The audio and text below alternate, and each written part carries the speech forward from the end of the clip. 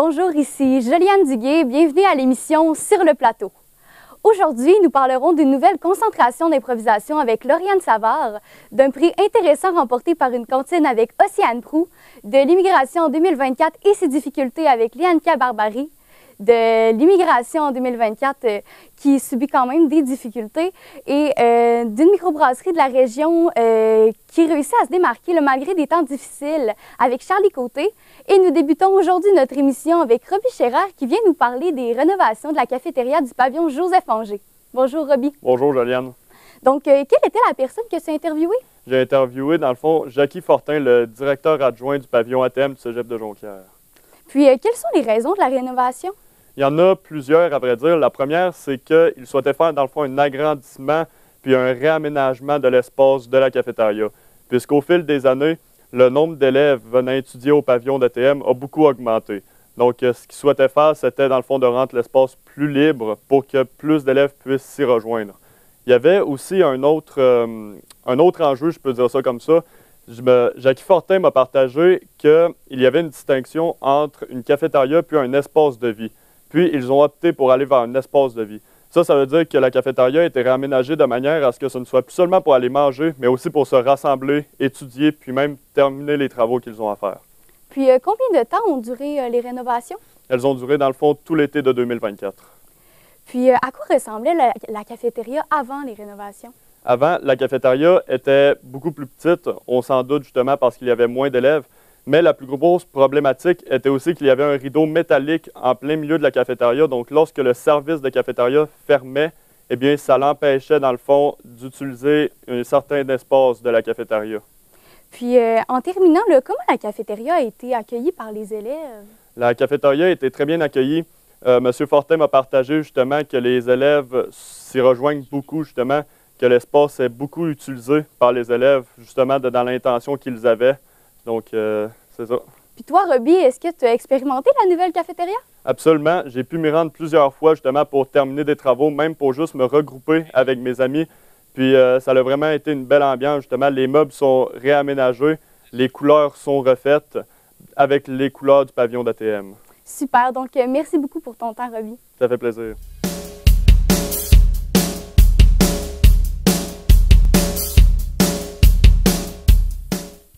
L'école secondaire de l'Odyssée Lafontaine et Dominique Racine a récemment mis sur pied un nouveau programme de concentration-improvisation. Notre prochaine journaliste est présentement sur le plateau avec moi pour nous en parler davantage. Bonjour Lauriane. Bonjour Joliane. Donc, avec qui t'es-tu entretenue sur le sujet? Je me suis entretenue avec Marc Guiol, qui est fondateur de l'Imprévu Improvisation, une compagnie d'improvisation professionnelle. C'est la première dans toute la région du Saguenay-Lac-Saint-Jean. Il est aussi professeur d'improvisation à l'école Dominique Racine auprès des élèves qui font du parascolaire. Puis, pourquoi cette nouvelle concentration a-t-elle été créée? Dans le fond, M. Guiol est arrivé à l'école Dominique Racine il y a 2 ans et il a tout de suite eu l'idée de créer cette concentration-là parce qu'il a remarqué qu'il n'y en avait aucun des programmes comme ça dans la région du Saguenay-Lac-Saint-Jean, puis que c'était très populaire, il me l'a dit, c'est très populaire l'improvisation auprès des jeunes. Puis, est-ce que le programme va ressembler aux concentrations sportives et artistiques qui existent déjà à l'école Dominique Racine? Oui, exactement. Donc, les élèves vont se rendre à l'école, apprendre les matières du cursus scolaire le matin. Puis ensuite, ils vont se rendre au local Ado Centre-Ville, qui est une maison des jeunes qui est située sur la rue du Havre à Chicoutimi. Puis là-bas, ils vont pratiquer leur improvisation. Puis, qu'est-ce que les élèves vont apprendre dans ce programme-là? Donc, ils vont apprendre l'improvisation théâtrale, l'écriture de stand-up et de scénario et les techniques de jeu de théâtre. Aussi, M. Guiol m'a mentionné qu'en secondaire 5, les élèves allaient faire un voyage en Europe pour réaliser la tournée d'un spectacle qu'ils auront eux-mêmes créé. Wow! Puis, pour conclure, quand ont débuté les inscriptions, puis combien de places sont disponibles? Donc, les inscriptions ont débuté le 5 novembre 2024 et il y a 20 places disponibles par cycle. Donc, secondaire 1 et 2, il y aura 20 places de disponibles et secondaire 3, 4 et 5 aussi, 20 places de disponibles. Parfait. Donc, super. Merci beaucoup pour ton temps, Lauriane.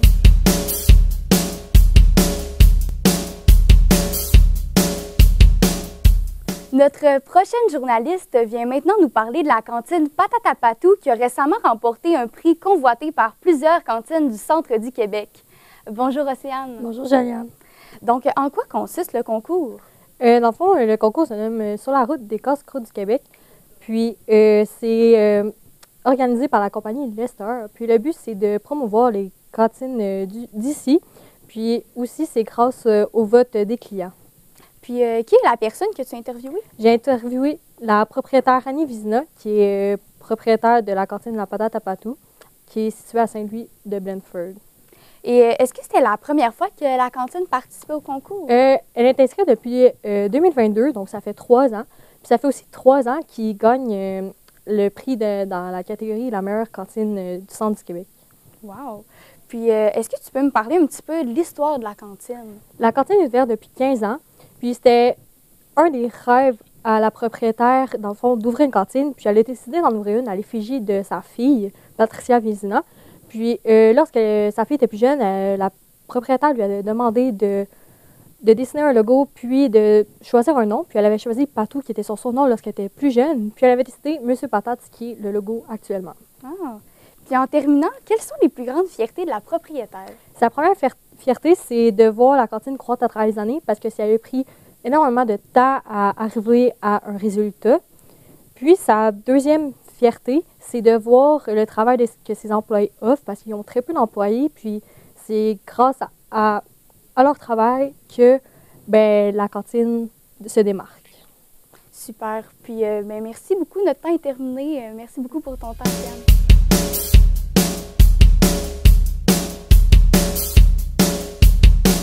L'immigration est une réalité bien présente au Québec.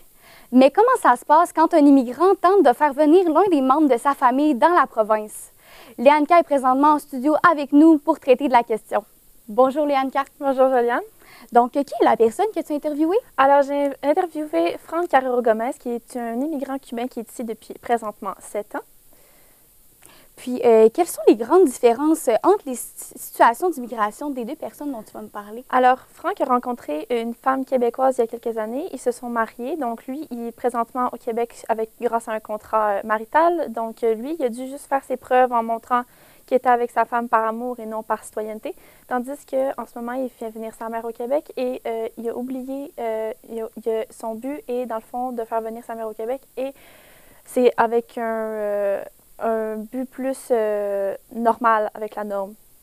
Je comprends. Puis, est-ce que la COVID a apporté des changements dans l'immigration cubaine? Maintenant, ils doivent passer plus des tests avec des choix, plus avec des tests physiques et avec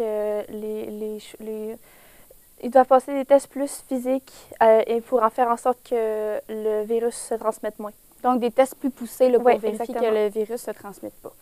Puis, pourquoi Franck a décidé de faire venir sa mère ici? Franck est présentement papa de 2 garçons et donc, vu que ces garçons sont à moitié québécois, à moitié cubains, faire venir sa mère ici fera en sorte que ses enfants apprendraient plus sur la culture cubaine.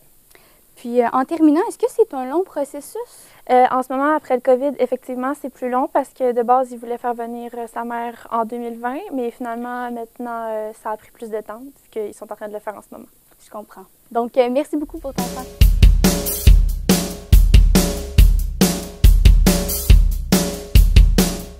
Notre prochaine journaliste est présentement sur le plateau avec nous afin de parler de la microbrasserie Port-Alfred de la Baie qui réussit à se démarquer de ses compétiteurs malgré des temps difficiles. Bonjour Charlie. Bonjour Joanne. Donc, qui as-tu passé en entrevue? J'ai passé le propriétaire de la brasserie Port-Alfred à la Baie.